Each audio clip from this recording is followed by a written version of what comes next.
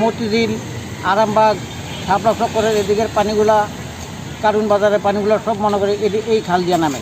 তো কিছু ময়লা আবর্জনা জমছে, পাশে সাক্ষা ছিল, ময়লার সাপে মনে করেন ওই সাপ নিজের মধ্যে গেছে ভাঙ্গা। তো এত নর্মালভাবে মানুষগুলা যে ভাই আসা যাওয়া করতো, তবে মানুষগুলা দেখাচ্ছে অ্যাক্সিডেন্টের ভয় পরে মানুষের এগুলা বাইরে তুলে নিয়ে গেছে। তখন মানুষ কিছু কিছু মানুষ ময়লা চলাগুলিতে আসা যাওয়া করে, এই আর কি এইভাবে মানুষ চলাচল।